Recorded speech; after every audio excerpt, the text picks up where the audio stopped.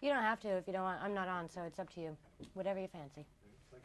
Very good. Okay, we're voting. Free and easy. So, rockin' movie. This was just thank so you. great. Thank you. Were you completely intimidated at the prospect of making it? Because the whole planet's on bated breath waiting Well, to see it? I was so excited and passionate about getting the job and making it that I honestly didn't have time to think about that. I was intimidated by meeting J.K. Rowling. I was terrified about that. And when I went in to meet her, I was expecting Angela Lansbury, and I met someone who was younger than I was, who had the same musical taste and film taste and the same sense of humor. So we got along real well, and then she said, well, so how do you see the film? I explained how I wanted to shoot it, what visually style I was thinking about. She said, that's exactly the same way I see it. So she came on board as a collaborator. So my feeling was always, if you're going to do a version of Dracula with if you had access to Bram Stoker, wouldn't you want to, find out what he was thinking? And if you're going to do a World War II movie, you get a consultant. Well, she was an invaluable consultant for Steve Kloves and myself.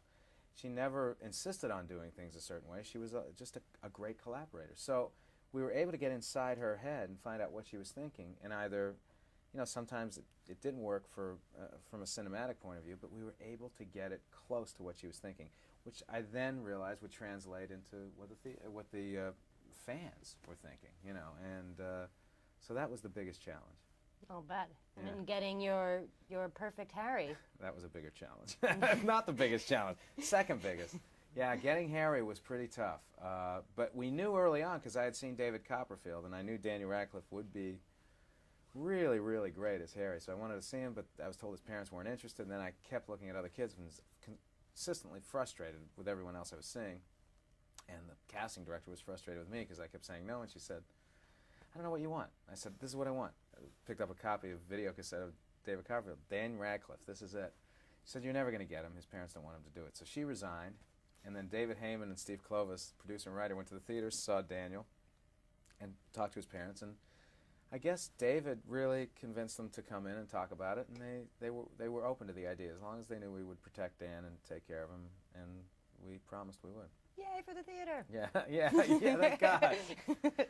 What were things like, someone told me that all the kids looked really pale, and to make them more ruddy, they had to gussy up their cheeks and stuff because they were British or some weird thing where they just... Well, John Seal, the cinematographer, who's from Australia, so they get a lot of, he's used to photographing people with really, ruddy, really sun-kissed complexions. He said it was like shooting milk bottles with feet. So he really had to develop some filters and fix the work with the film a little bit to get. I don't know. John has a way with a phrase, so I don't know if it was that bad. But anyway, the kids. John did use a specific filter on the film to get a look of. We wanted Hogwarts to be incredibly rich and colorful, magical place, and so that helped with the color. And finally, what would you say is the biggest challenge when you were making the film? The biggest hump to cross, and once you cross it, you're like... Every action most of the big sequences were difficult. Certainly, each sequence was fraught with its own, any area of it could go wrong. Quidditch being the biggest of all, which took 6 months to shoot. The chess match, for me, which was one of the most enjoyable things to shoot, but I still felt needed to be an epic moment in the film. And the final confrontation with Lord Voldemort, between Harry and Lord Voldemort at the end of the film.